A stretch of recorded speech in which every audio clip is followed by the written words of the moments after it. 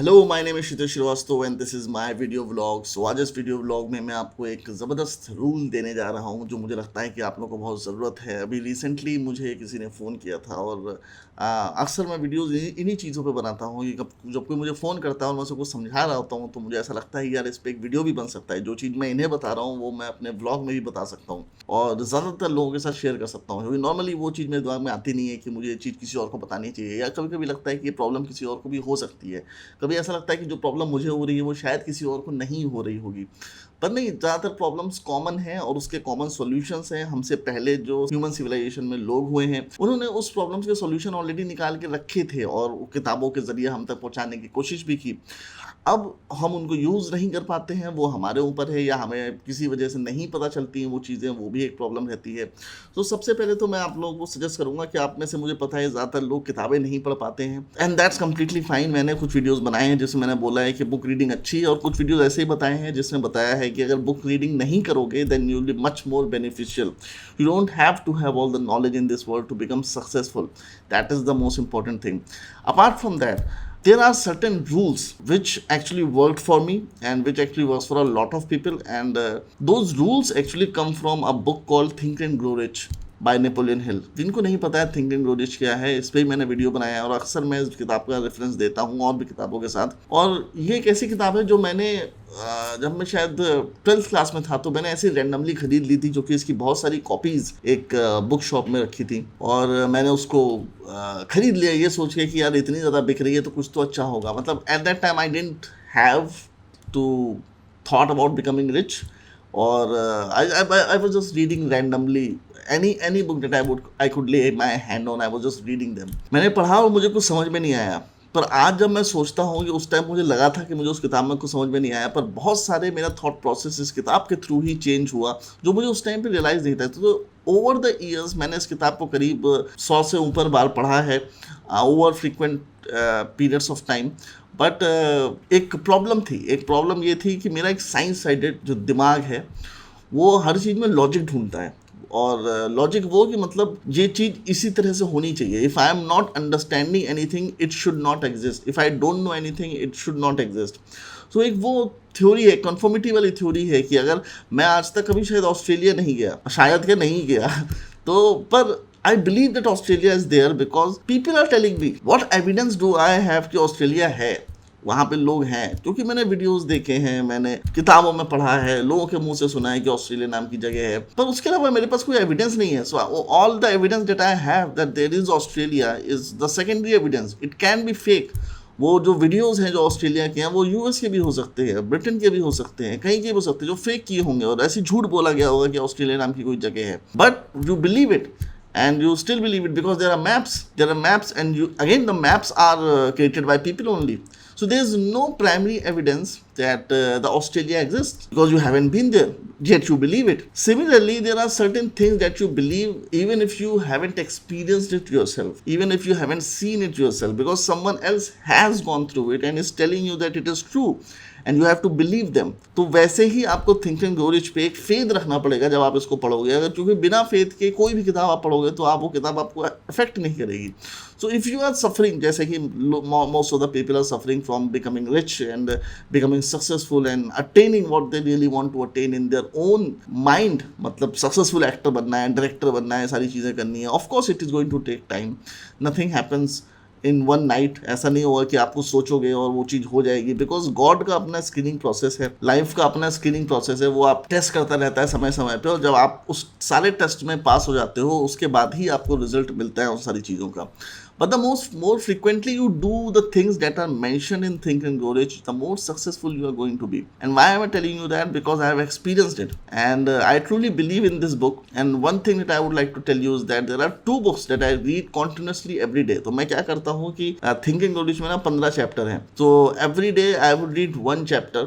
So in 1 month I would read it twice. ऐसे ही एक किताब है साइंस ऑफ गेटिंग रिच, उसको भी मैं हर रोज पढ़ता हूँ, एक चैप्टर उसका। अब ये जो रिच है वर्ड, ये सिर्फ एक क्लिक बेट है इन दोनों ही किताबों का। It is these books are not just about getting rich. These books are actually the research, collective research of years of studying of rich people, of psychology, of Hindu sculptures, Emerson's writing, Greek writing, Roman writing, and Hindu writing, mostly Hindu writing, Hindu scriptures में जो writing थी उसके बारे में, उससे result निकाल के कि भैया कोई चीज़ कैसे वर्क करती है उस बारे में इन किताबों में लिखा गया है। और ये ऐसा नहीं है कि इन्होंने नहीं बताया है। थिंक एंड ग्रो रिच और साइंस ऑफ गेटिंग रिच के जो ऑथर है उन्होंने मेंशन किया है अपने प्रीफेस में कि कैसे वो हिंदू स्क्रिप्चर्स से इंस्पायर्ड थे। और जब आप पीछे जाते हो तो आपको पता चलता है सारी चीज़ें जो ये लोग बता रही हैं एक्चुअली भगवद गीता में लिखी हुई हैं, पर इतने क्रिस्प तरीके से नहीं लिखी हैं कि जिस तरह से आप उसको समझ पाओ।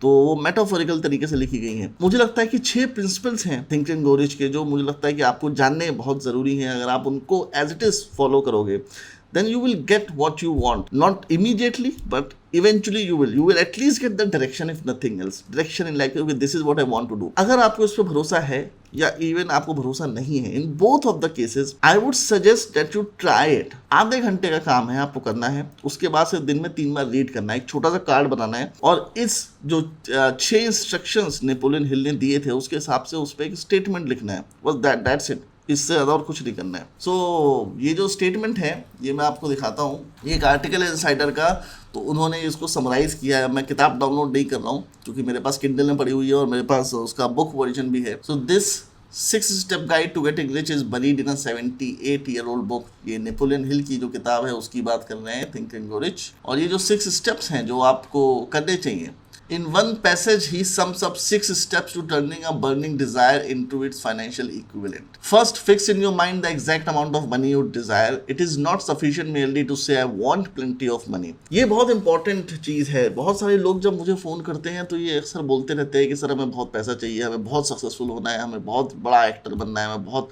बड़ा आदमी बनना है।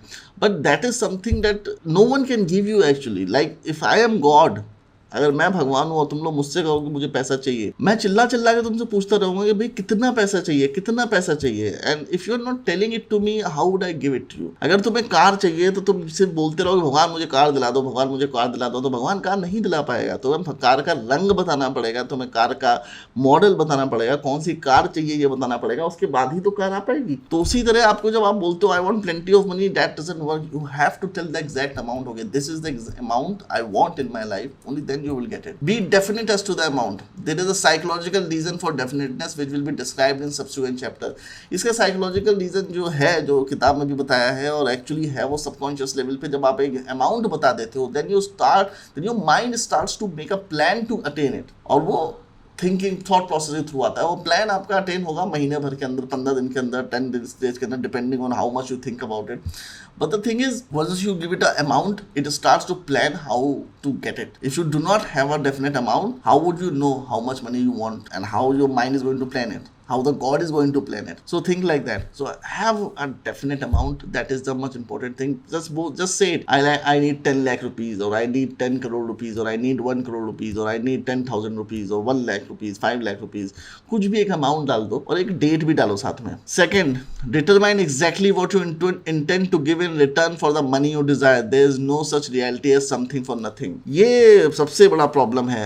Determine exactly what you intend to give in return for the money you desire। अभी जैसे मैंने रिसेंटली एक व्लॉग डाला था जिसमें मैंने बोला था कि मैं बच्चों की हेल्प करूंगा, और लोगों ने मुझे फोन कर करके इतना परेशान कर दिया, इतना परेशान कर दिया, सुबह शाम फोन आ रहे थे कि मैं इरिटेट हो गया और मैंने लोगों के फोन उठाने बंद कर दिए।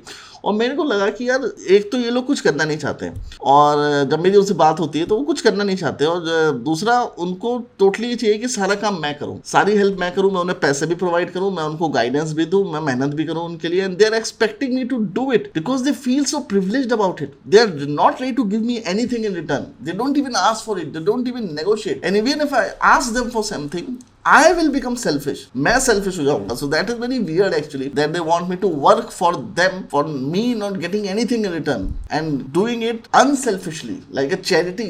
मतलब कोई लॉजिक नहीं है उसका। So determine exactly what you intend to give। Intend to give in return को sacrifice की तरह मत लेना कि ये sacrifice नहीं है कि आपने चाय छोड़ दी या आपने सिगरेट पीना छोड़ दिया या आपने बहुत ऐसी कोई जो चीज़ है वो छोड़ दी। वो that sacrifice is different। Intend to give in return is in terms of value। Like the things that you really want to do, like I will deliver food deliveries मैं करूंगा 5 दिन, मैं अपने बिजनेस पे 18 आवर्स दूंगा, कोई book read कर रहा हूँ तो every day I will read 1 chapter of 1 book, और I will make 1 video every day, और I will do something like that, मतलब something that you intend to do, some karma that you will do every day in order for you to get that money. तो पैसा तो अपने आप आएगा, पर तुम्हें भी कुछ करना पड़ेगा. What will you give in return? It doesn't has to be something which will return you money.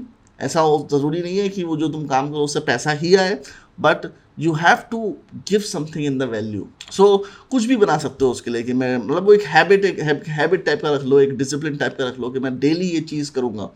But it shouldn't be too frivolous, like मंदिर में दिया जलाना है, ये इम्पॉर्टेंट है, पर ये अकेला वो चीज़ नहीं हो सकता जिसको आप करोगे. तो मंदिर में दिया जलाया आपने, और उसके अलावा आप डेली रन करते हो, भागते हो, उसके अलावा आप एक किताब रोज़ पढ़ते हो, एक आर्टिकल रोज़ पढ़ते हो, एक मूवी रोज़ देखते हो, और 4 लोगों से रोज़ मिलते हो, 5 लोगों को फ़ोन रोज़ करते हो. Those type of things that you have to do to get the value in your life. You cannot sit around waiting for 10 crore rupees. मान लो अगर तुमने 10 करोड़ रुपए मांगे हैं भगवान से, you cannot sit around and wait for those money to come. In between you have to do something. So after you say those statement that I want this particular amount of money, you keep doing these things in between so that you do not constantly feel anxiety about thinking about all these things. So I hope you understand what I'm saying.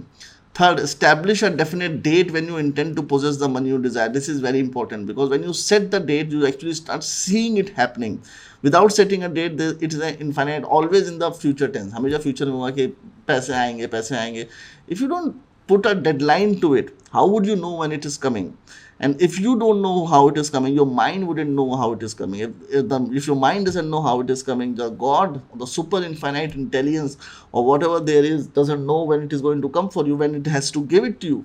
So your instructions, basically the whole funda is your instructions has to be perfectly clear. When you want the money, how much money you want, in what condition you want the money, and you will get it. That's the basic idea. Fourth, create a definite plan for carrying out your desire and begin at once, whether you are ready or not to put this plan into action. So the intentions that you have about giving the value was a different thing.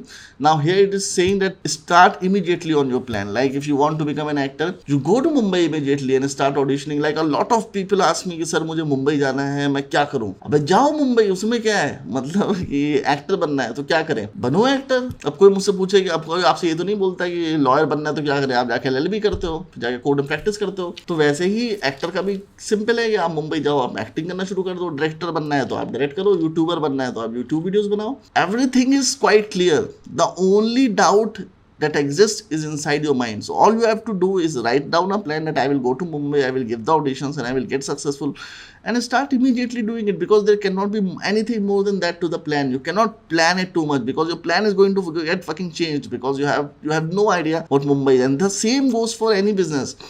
If you are thinking of going to Bangalore to become a coder or some software engineer, you haven't been to Bangalore before, then you have to at least go there and try out meeting out the HR of few companies just to understand whether there is job or not. And you have to meet a lot of people to understand what kind of work happens in the software industry and how it happens. आपके whims and fantasies पे नहीं होगा.